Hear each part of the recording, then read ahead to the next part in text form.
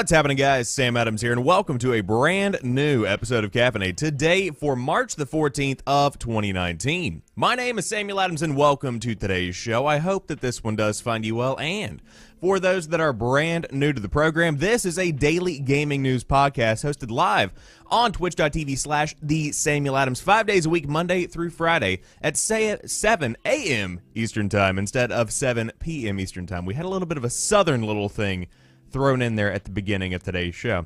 It tends to happen when you've lived in the South your entire life. But we have some very interesting news today. Very seldom is the headline story for any kind of show or any kind of news program in general something that didn't actually happen. So we'll talk more about that because it's something that's certainly worth talking about. Now, on top of that, we do have the acknowledgement that PUBG creator Greene is going to be leaving PUBG, technically still within PUBG Corp. Now, Call of Duty, of course, is one of the world's biggest games, even in 2019, as times have changed, and it's not quite the pinnacle of the industry as it once was, but it's still bringing in the big bucks with its esports initiative.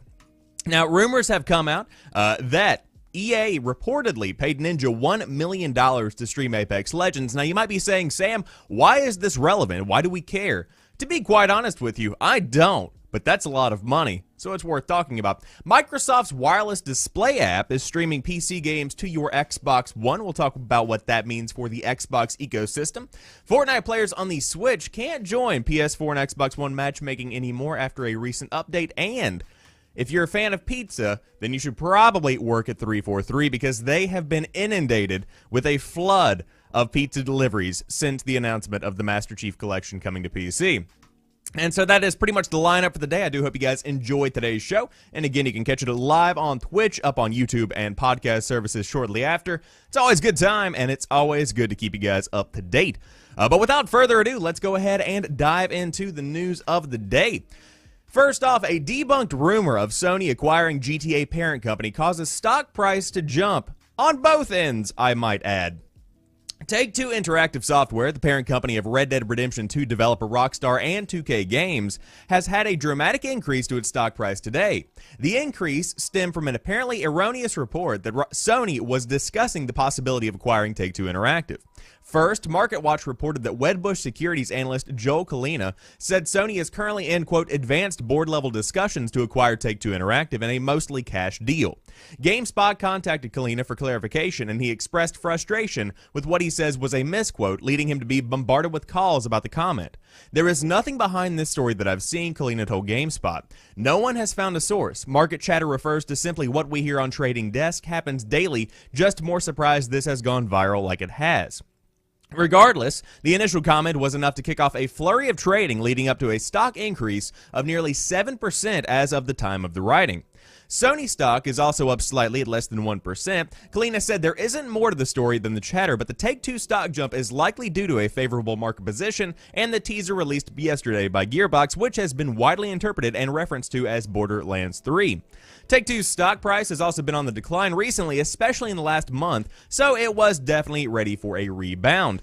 But you could go on to talk more about the story overall, but what you need to know is that Take-Two Interactive is not going to be acquired by PlayStation, Sony, whatever you want to call it, because, quite frankly, that wouldn't make any financial sense in the long term.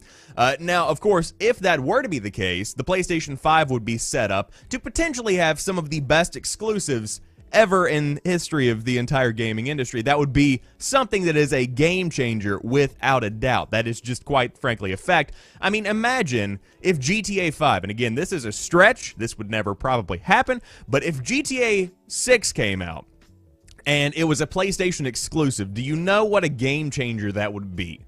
That is nuts to me. Rockstar releases Red Dead Redemption 3, PlayStation exclusive. Nuts. That would be absolutely mind-boggling.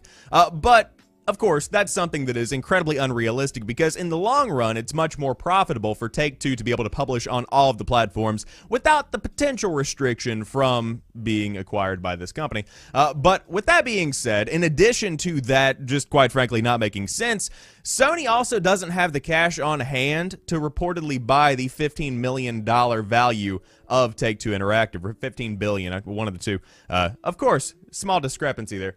Take-Two Interactive value. Let's Google it. Take-Two Interactive value. I believe it was somewhere around 15 of hold on. Regardless, Sony doesn't have the cash on hand to actually purchase the company itself. In fact, I believe it was 11.6 versus 15 of I believe it was billion. That makes a lot more sense. But regardless of the little small discrepancies of a couple of hundreds of millions of dollars, what you need to know is that Sony can't afford this right now, and on top of that, it just doesn't make sense. So with that being said, rumors go around the industry a good bit. Of course, on Twitter, they tend to spread like wildfire, as we've seen from many, many instances, both in the gaming industry and other kinds of industries as well. But don't believe everything that you read. It just, quite frankly, makes everybody look a little bit stupider than we really are. Intentional use of that word. But with that being said, probably not happening. Moving on to the next story of the day. PlayerUnknown Greene is leaving PUBG, but he is staying at PUBG Corp. PlayerUnknown Greene is moving on from the game that bears his name, PUBG. After 5 years of working on the Battle Royale that popularized the genre, he is shifting to a new role within PUBG Corp. He is handing over the game's continuing development to Taesok Jang. I believe I said that correctly. I sat here and looked at that name for 5 minutes before this show began. While his new job will be heading a new division known as PUBG Special Projects. Quote, online experiences and spaces can connect us in ways I only dreamed of when I first sat in front of a computer some 30 years ago, Greene said in the announcement. And it is those dreams of connecting others that is driving our work at PUBG Special Projects. The division will create new technology, pipelines, tools, and gameplay, apparently, but more importantly, at least to Greene, explore the possibilities of interaction and connection within the game space. Greene's not quite closing the door on PUBG entirely, however, and will still lend a hand as a consulting creative director. It started life as a DayZ mod before Greene turned it into a standalone, ushering in countless other battle royales, including the behemoth that is Fortnite. It is quite the legacy to have.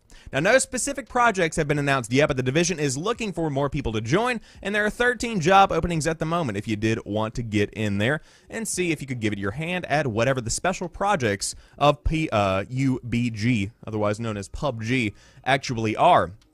But interesting to see that he is finally stepping back. Of course, I said it on Twitter, and I'll say it again.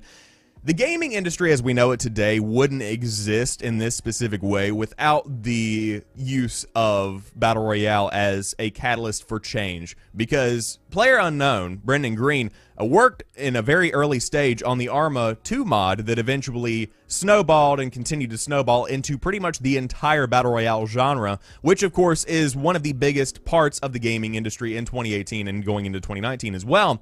And so without that influence and without that direct injection of a brand new idea into the gaming industry, we would definitely be in a very, very different spot. I mean, Fortnite would have released more than likely, but it would not have had a Battle Royale mode to it at all if this one had not existed. Of course, that's a stretch, but imagine a gaming industry where Fortnite doesn't exist. Now, some of you just said, oh, thank God, but in the grand scheme of things, it's making a lot of money. A lot more people are bringing themselves into the gaming industry because of Fortnite. It's a game changer. And so without Brendan Greene creating these mods and creating PUBG, it never would have happened. And so to that, number one, thank you. You know, it's very cool to see that kind of work being noticed in this kind of big way. But also good luck to the new initiatives that are going on behind the scenes at PUBG Corp.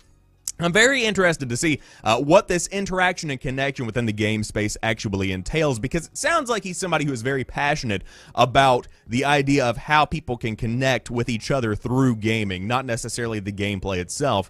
Of course, we'll see what happens with that, but as for right now, looks like Brendan Greene is moving on to greener pastures. Haha, because Brendan Greene. Anyways, if you're a fan of Call of Duty esports, guess what?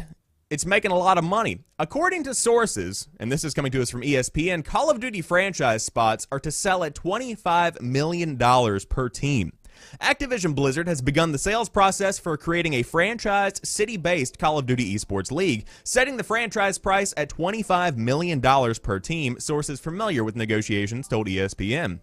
In the past week, Activision Blizzard esports executive staff have held meetings with prospective buyers, for the league, including existing Call of Duty professional teams and ownership groups of the Overwatch League, sources said. Activision Blizzard has asked potential buyers for a non-binding indication of interest within the next 14 days, according to sources. If interested, Overwatch League team owners have the first right of the negotiation for their respective home market, as previously reported by ESPN. The new geolocated franchise league is expected to start in 2020, the same year that Overwatch League teams aim to move their home markets, as reported by ESPN in June. Plans for where these teams will play in the first season of the restructured Call of Duty League are to be determined. In the current system, the COD World League Pro League takes place in Columbus, Ohio at the MLG Arena. Activision Blizzard acquired Major League Gaming in early 2016 for a reported $46 million. Activision Blizzard has restructured internally to create Activision Blizzard Esports Leagues, a division that oversees all esports initiatives in its game titles, led by former Fox Sports Executive Vice President Pete Vlastelica. That's a pretty big name to have in your lineup for the esports initiative. 16 teams currently compete in the league, including a team from North America and Europe. Relegation is part of the current league, but it would be removed with the franchise restructuring. Activision Blizzard also hosts frequent open events across the United States, including one in Fort Worth, Texas, that also begins on Friday. Just as a little side note. Now, Activision Blizzard confirmed reports that it intends to launch a city-based Call of Duty franchise league during an earnings call in February. Also during that call, Activision announced that it would lay off nearly 800 employees, etc., going on. We've talked about all of this stuff in previous episodes of Caffeinate. But this will be the second franchise league under Activision Blizzard, the first being the Overwatch League. And so with that being said, it looks like what they are attempting to do over there at Activision Blizzard is to create an Overwatch League with Call of Duty. Now, of course, Call of Duty has been a long-standing esports focus. It's been something that has been around since I have been marginally interested in gaming. And of course, with the acquisition of MLG in 2016, that just leads more and more people to be interested in what is coming down the pipe. Many of the big named esports professionals that you see today, and also I would say entertainment sources that you see on YouTube, such as FaZe Clan, all got their start from playing Call of Duty. I mean, up in the banner rafters right here on this picture that's on the screen beside me, it says Optic Gaming. Optic got its foundation, in my opinion, at least the widespread foundation, from Call of Duty. And so to see it getting its own esports league, to see it really becoming something that is coming into its own finally, after having somewhat of a rough go of it over the past few years as Call of Duty has had its ups and downs, I think that without a doubt it's going to be able to make some money and it's going to be able to bring some entertainment to a lot of people. The Overwatch League is a fantastic example of a way that esports has grown and evolved and come into something that is truly appealing to those that are into the overall idea of competitive gaming, because Overwatch League brings in tons and tons of viewers, of course, both in the events themselves and also more so at home, where you can just watch it streamed on Twitch, Mix, or wherever you might watch your streams. But to see Call of Duty getting the same kind of treatment is something that I think is a long time coming. Because the overall idea of competitive gaming and competitive Call of Duty is a good idea, but it has to be executed properly. It's just like you can have a good idea for a movie, but if it's not done well, then the movie isn't going to succeed. And in my opinion, although Call of Duty esports has been able to get off the ground, and as more people have been interested in checking it out and seeing what it's about, and as more and more players have been getting in on the idea of being professional Call of Duty players, it just hasn't quite had the success and has spread like wildfire like it truly has the potential to. So with that being said, with the new investments, with the new city-based leagues that are reportedly coming in 2020, hopefully we will see a brand new breath of life breathed into this. But without a doubt, the foundation is set and the fire has been stoked. So let's see if it takes off next year. But speaking of esports and speaking of sporting professionals in the gaming space, EA Electronic Arts reportedly paid Ninja $1 million to stream Apex Legends. It's a gigantic amount for a relatively short amount of gameplay, but I would add to this headline, what was the impact that it actually had? It's no secret that EA paid top streamers to promote and to some extent influence Apex Legends, but how much did those streamers make? In one case, it might have been a lot. A Reuters source claimed that EA paid Ninja, aka Tyler Blevins, a cool $1 million to play the game on February 5th. He might not have been obligated to play for long either. An EA spokesperson told Kotaku that any streamed gameplay after midday on February 5th was completely organic, that is, they wanted to keep playing. That's a large amount even for Ninja. He acknowledged to CNN in December that he was making $500,000 per month, more on a good month, but that's split between Twitch, YouTube, and sponsorships. This was twice as much for a single Twitch stream. It's not certain how much other streamers were paid, although the initial wave included prominent broadcasters like Shroud and Myth. Respawn's Drew McCoy hasn't been shy about the goal. He told Reuters in an interview that the team wanted a day where you couldn't escape Apex if you cared about games. It's a classic media blitz just on live streaming services instead of TV. Still, the amount of $1 million shows just how important live game streaming has become, at least in the BR genre. Rather than opt for conventional media campaigns, companies are increasingly willing to spend millions ensuring their games dominate Twitch and similar services. That does raise concerns about streamers disclosing their payments. It's not always obvious, but it won't be surprising if this marketing tactic becomes more commonplace given how successful Apex has become. Now, Androvsky in the chats has a good point here. He says he doesn't seem to play it anymore, took the money and ran. That's part of the idea of being somebody who is sponsored to play a game, and that's kind of the point that I want to make here. Although he might not play it as much anymore, and he has good reason to, because the majority of his community wants to see Fortnite. They're younger kids. It is what it is. It still gave the game a foundation on day one, where you do have Ninja, who is known primarily for Fortnite. Almost entirely. Of course, he's been known in the past for Halo, etc. But in today's day and age, known primarily for Fortnite, it got him to play Apex Legends and put that game in front of thousands and thousands of people. And so, according to Electronic Arts, that was worth $1 million, if this is to be believed. Now, again, I do want to reiterate what was said in the article itself.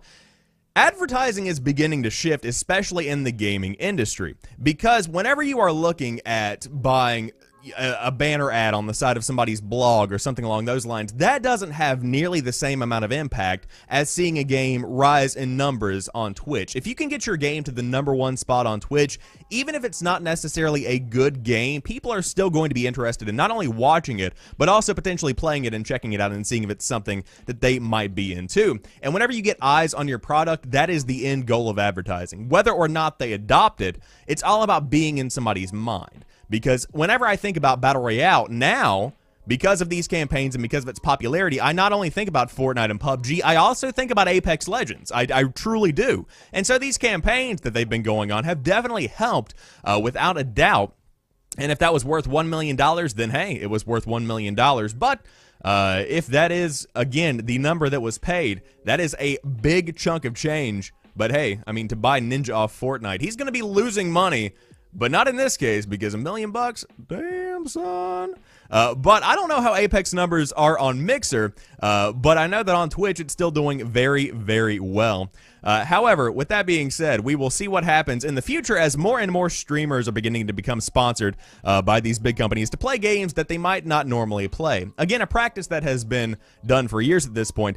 But for anybody listening that may currently be in or potentially going to be in the situation where you have a sponsored stream or sponsored content, always disclose the fact that it is an ad. I mean, even just putting hashtag ad in the title in today's day and age is sufficient because, number one, people kind of think of it as a joke, in my opinion, now, because it's like hashtag ad, ha. But on top of that, it just shows your transparency, and it's like, hey, I am being paid for this. You don't have to watch it. We'll still hang out and chat, but I am being paid for this. It's always good to be able to make that known, but we will see how the industry begins to grow and evolve, and indeed, hashtag ha. But moving on to the next story of the day. Microsoft's wireless display app streams PC games to your Xbox One, and you can have fun playing PC games such as those on Steam on your Xbox One. Microsoft has updated its wireless display app, and it now allows for PC games to be directly streamed to an Xbox One. The free wireless display app, which was originally available on the Surface Hub, is now out on Xbox One, and it can stream PC or Android devices to the console that can be controlled by an Xbox One controller. In addition to streaming PC games from Steam or otherwise on your Xbox One, the app also allows you to use your Xbox as a presentation device. Users can easily share photos, videos, websites, and more to their console via the app. It is important to note that projecting protected content like Netflix and Hulu are not supported. As it stands, only an Xbox controller can be used, so those wishing to use a mouse and keyboard will have to continue waiting for that level of support. However, of course, there was the announcement of mouse and keyboard support for Xbox, more stuff coming. Hopefully, it will be something that takes effect soon, because playing a PC game on your Xbox One sounds great until you don't have a mouse and keyboard, and then you'd rather just sit at a PC. But a fantastic idea, especially for games that are more laid-back, relaxed, such as Far Cry, for instance, because I actually play Far Cry with a controller on my PC, and so the idea of having an Xbox One sitting around in my living room, per se, and using the wireless display app to play games on my PC that might not necessarily be hardcore competitive games, like your Fortnites, your Apexes, whatever you might want to use, sounds very appealing to me, because, quite frankly, couch gaming is much more relaxing, depending on the game, as compared to sitting at a desktop, you know, upright with your hands and on a keyboard and mouse and whatnot. But definitely shows the idea that Microsoft has going forward. And this is something I reiterate anytime we talk about how Microsoft is changing the game and bringing in new ideas into the gaming industry. Because to not restrict the Xbox One to games only on Xbox One, even if it is just a wireless display app from your PC, is something that is definitely showing that they don't mind allowing compatibility with other libraries early on. And so hopefully we will begin to see something of a unification, as we've seen with crossplay over the past few months, that has been a game changer for the gaming industry, seemingly putting an end to the console wars, as they've been called since I've been interested in gaming. But they are doing some big things over there with the Xbox One, and hopefully with the next generation of Xbox we can see them push even more. And of course, with their acquisition of some pretty big name development studios, hopefully some big Xbox exclusives will be coming over the next generation, because hey, they could definitely use some. They could definitely use some. Crackdown and Sea of Thieves, it's not cutting it. They're alright, but it's not cutting it. It's not cutting it. Anyways, moving on to the next story of the day. Fortnite players on the Switch can't join PS4 or Xbox One matchmaking anymore, speaking of crossplay being incredibly effective. Switch players are now matched with mobile players only. I feel like that's an insult, like a low-key throwing shade kind of thing, but I digress. The latest Fortnite patch, issued earlier this week, has changed the game's crossplay significantly. Not only does the game now make players participate in crossplay pools by default, but the Nintendo Switch version only matches people with players on iOS and Android, keeping them out of the larger console environment. In the patch notes for version 8.1, Epic Games confirms that the combined matchmaking pools for PS4 and Xbox One exist, as well as for mobile devices and Switch. The studio's explanation has to do with the better managing in the game's difficulty for everyone. Quote, "We expect on average better per-game experience for both mobile and Switch players," the notes read. "There have been complaints about an uneven playing field between those on traditional consoles and those on Nintendo's hybrid handheld console. Considering that PS4 and Xbox One players have had way more time to get into Fortnite, there is no real surprise there. The Switch version's frame rate, issues and unique controls also prove to be obstacles, especially since the Switch controllers aren't really best suited for shooters. Combining the PS4 and Xbox One player bases also comes with a requirement to opt in to crossplay," says Epic. "Players opting out are restricted to creative mode, and Playgrounds crossplay is now the standard for console and mobile players, although it's not necessarily a huge change." And so there is still good news for those playing on different consoles. They can still invite each other to play Fortnite regardless of the platform. It's just the random matchmaking that is included whenever it comes to this restriction.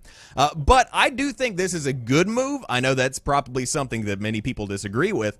But whenever you have somebody playing on the Nintendo Switch, quite frankly, they're not going to be as good as somebody on PS4 or Xbox One, because there's this tertiary kind of scale here. I believe that's the right word there. You have PC up top, because have you seen these monsters? How they build towers that are stories and stories high. They build fortresses within the matter of seconds, thanks to keyboard controls and mouse bindings. But you have PC up top, and then you have PS4, Xbox One guys who can, if given the amount of time needed, become good at building and good competitive players on consoles. And then you have the Switch, because the Switch is down here, and it's somewhere in between where you can get marginally good at playing Fortnite, but because of the limitations of the hardware, it just isn't going to be on par with something like the PS4, the Xbox One, the PC. And then you have mobile players, where it's literally a dude taking a dump. that's the scale you've got there. And so whenever you take that into consideration, to pair the guys that have limited hardware and also are likely younger with the guys taking a dump seems like a much better idea than pairing the ones that have limited hardware to the guys that are up here building, you know, the Eiffel Tower whenever they come into a little, you know, scuffle, if you will. So with that being said, if you do want to dive in and check out the changes to Fortnite again, Season 8 just started, and we will definitely follow up and see how it does continue to evolve. And Decky in the chat says, how dare you look down on a dude taking a dump on a group of players? Not only is he taking a dump, he's taking a dump on a group of players. That's enough feces-related discussions for today's show. Let's talk about our final story of the day. 343 Industries has been flooded with pizza deliveries as fans react to Halo the Master Chief Collection on PC. What a beautiful image this one is. Number one, it's beautiful because, hey, the Master Chief Collection is coming to PC, baby. Let's go. But on top of that, it's just cool because back in the day, whenever I would go over to my friend's house and play Halo, we would order a pizza, we would hang out, and we would have a good, genuinely awesome time just hanging out playing Halo 2 in private lobbies. It's just glorious. It brings back so many nostalgic memories. But Halo the Master Chief Collection, a remastered package made up of Halo Combat Evolved Anniversary, Halo 2 Anniversary, Halo 3, and Halo 4 that originally released on the Xbox One in 2014, is coming to PC via Steam, alongside the previously excluded spin-off Halo Reach. Microsoft and Successive? That looks... I know it's a word, but what a strange word to use here. Microsoft and Successive Halo developer 343 Industries announced the news yesterday following a series of cryptic tweets and teases in the lead up to the Inside Xbox live stream, and a Redditor by the name of the Womb in the Sky, I can never sound out usernames, don't ask because I don't know, had previously promised to buy the studio pizza if the rumored PC port turned out to be true. That wish became a reality, and the Womb in the Sky, alongside several other elated PC players and Halo fans, began to deliver on their word of sending pizza en masse to 343 Industries headquartered in Kirkland, Washington. The good folks over at 343 began to tweet about all the wonderful free food they were enjoying, courtesy of their thankful fans, but the satisfaction soon turned to worry and then existential fear at the sheer amount of dough that was being sent their way. It's glorious. I love it. It has begun. Pizzas are actually showing up at the studio. So here they are, smiling, chilling out, hanging out, eating pizza, playing Halo, etc., etc. There is more. There is more. Now there's Domino's, which that's when you're getting a little bit, you know, desperate, I suppose. But without a doubt, hilarious to see that they are actually getting pizzas delivered to them. But kudos to them, because people have been wanting Master Chief Collection on PC for a long, long time, and I know that without a doubt they would definitely be into getting some free pizza, and we're definitely into getting some Halo on PC. Now, Decky has a good question. How much did Pizza Hut, Papa John's, and Domino's pay 343 to bring Halo to PC? It could be $1 million. It really could be. You could be talking ninja numbers, because that's going to bring in a lot of revenue whenever we all get together and we order a Papa John's, a Domino's, and a Little Caesars. And actually, no, we're not going to be ordering no, never mind. But whenever we all get together, that pizza, it's going up. It's going up, without a doubt. But with that being said, that wraps up today's episode of Caffeinate. If you guys enjoyed today's show, be sure to drop me a like down below if you are watching on YouTube. If you're hanging out live in the chat, I appreciate you guys being here. And, of course, the show is hosted live 5 days a week, Monday through Friday at 7 a.m. Eastern Time if you did want to check it out. It's always a good time, and it's up on YouTube and podcast services around the world. But until tomorrow, I hope you guys have a fantastic rest of the day. I will talk to you soon, and peace.